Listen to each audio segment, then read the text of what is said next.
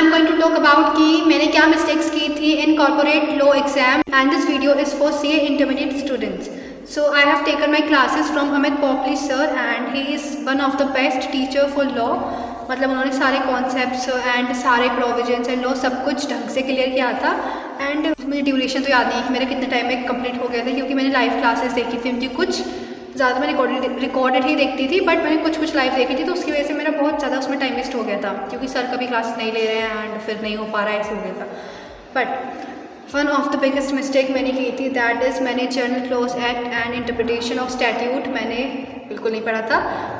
मैंने general clause act में सिर्फ मैंने जो इंपॉर्टेंट डेफिनेशन थी, सबने बोला था कि जो पहले आ चुके हैं उनको पढ़ लो, सिर्फ मैंने वो 2-3 पढ़ी थी जो कि नहीं आई एग्जाम में.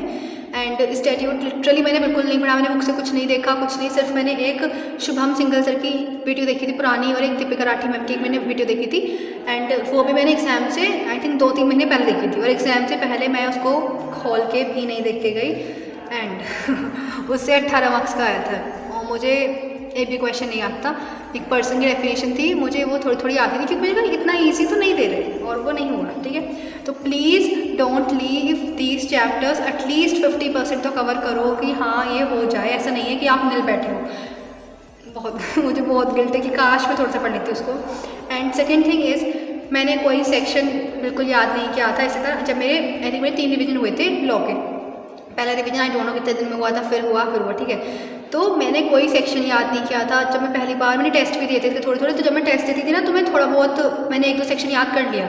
वो उस चैप्टर का टेक्स्ट था तो वो याद रह गया, बट वो बाद में तो याद नहीं था. एग्जाम से पहले मैंने कोई सेक्शन रिवाइज नहीं करे, बस मैं प्रोविजंस को पढ़ रही थी. एंड जब मैं एग्जाम में गई तो मुझे सेक्शंस खुद याद आ रहे थे, क्योंकि जैसे मैंने इतने ज़्यादा प्रोविजंस याद किए थे, तो कुछ सेक्शंस वो जो इंपॉर्टेंट होते हैं वो याद हो गए थे. एंड लिटरली मुझे एग्जाम्स में ऐसा कुछ नहीं हुआ कि यार इसका सेक्शन क्या था, क्योंकि जो इंपॉर्टेंट थी ना वो लिटरली माइंड में घुस चुके थे एंड वो याद आ गए थे. तो please do not waste your time in learning the sections. वो खुद याद आ जाएंगे अगर आपने प्रोविजन ढंग से पढ़ा था तो.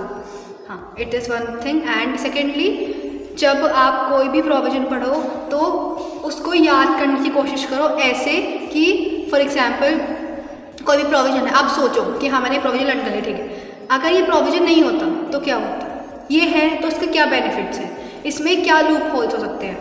मतलब एग्जाम्स में इतने नॉर्मल क्वेश्चंस आए थे ना, सिर्फ उस प्रोविजन को हल्का से घुमाया था, और ये चीज़ मैंने नहीं करी थी. मतलब मुझे ऐसा लगा यार जिस टाइम में याद करी थी मैं उस टाइम में सिचुएशंस बना के देखती, काश कि ये मुझे बहुत ज़्यादा गिल्ट है इस चीज़ का.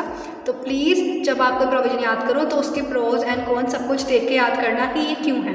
एंड मैंने अपना पूरा 2 चैप्टर्स को छोड़ के मानती हूँ कि इनसे मैंने अपना 80% सिलेबस, पूरे सेक्शंस मैंने ऐसा कुछ नहीं किया था कि मैं सेक्शन को छोड़ रही हूँ. एंड और मैंने सारे चैप्टर्स बहुत अच्छे से कवर करे थे.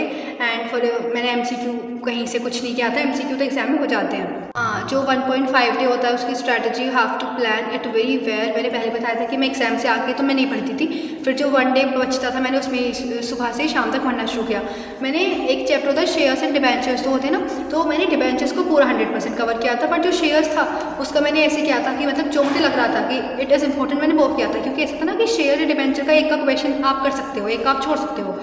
But general clause act and interpretation of statute her question में था, तो literally it was very difficult for me कि मैं कौन सा क्वेश्चन छोड़ूँ. हाँ, it is one thing. And FEMA and foreign company please अच्छे से करना. मतलब एंड LLP लिटरली उससे आई थिंक MTP में केस स्टडी आई थी, और एग्जाम में इतना ईजी क्वेश्चन आया था, बहुत ईजी क्वेश्चन आया था. तो LLP, FEMA and foreign company, इनको तो आपको 101% करना है. एंड डिबेंचर्स को आप कर सकते हो, मतलब ऐसे तो आपको 100% कवर करना चाहिए, बट मैं बता रही हूँ कि जो आपको करना ही है, these chapters you have to cover. And और तो मैंने प्रोस्पेक्टस में किया था, उससे शायद एक क्वेश्चन आया था, भूल गई. एंड चार्ज मैंने बहुत ज़्यादा पढ़ा था, बट चार्ज से इतना कुछ नहीं आया था, तो मुझे थोड़ा गिल्ट हुआ, क्योंकि मैंने उसको याद करने में क्योंकि इनसे 3-4 घंटे वेस्ट किए थे. चार्ज को मैंने वो याद था, मुझे पता था कि मुझे याद है, तो मैं उसको. वन मोर थिंग कि लोगों को पता नहीं चलता कि हमको प्रोविजंस लिख के देखने हैं या नहीं. जब आप अपना रिवीजन करो तो प्लीज़ 2-3 क्वेश्चंस लिख के देखना कि. और हाँ, एक वो होता है सीक्वेंस, पहले आपको प्रोविजन हेडिंग लिखनी है, फिर आपको वो पूरा प्रोविजन लिखना है, एंड फिर आपको हेडिंग लिखनी है एनालिसिस, जो या फिर आप लिख सकते हो फैक्ट ऑफ द केस. जो क्वेश्चन है सिर्फ 2-3 लाइन में उसको लिखो, पूरा नहीं लिखना है. एंड फिर कंक्लूजन 2-3 लाइन का होना चाहिए based on the above provision, ऐसे कुछ करके. ठीक है, और मतलब ऐसे नहीं है कि आप बिल्कुल सब कुछ रट के और चले गए, बट आपको लिख के देखना पड़ेगा, वहाँ जाके नहीं लिखा जाता। मेरे साथ एक प्रॉब्लम है, मैं जब भी कोई क्वेश्चन, मतलब मैंने प्रोविजन अच्छे से याद किया हुआ है, बट जब मैं कोई क्वेश्चन पढ़ूंगी ना तो मैं उस प्रोविजन को उस क्वेश्चन के अकॉर्डिंग चेंज कर देती हूँ इन माई लैंग्वेज, एंड उसकी वजह से मेरे मार्क्स कट हो जाते हैं। फाउंडेशन में मुझे बहुत अच्छे मार्क्स की उम्मीद थी, बट मेरे आई थिंक 53 मार्क्स आए थे। इस बार भी तो मेरा बहुत ज़्यादा छूट गया था, मतलब मुझे याद नहीं था, तो आई डोंट नो मेरे कैसे मार्क्स आएंगे, but these are the mistakes जो मैंने की थी।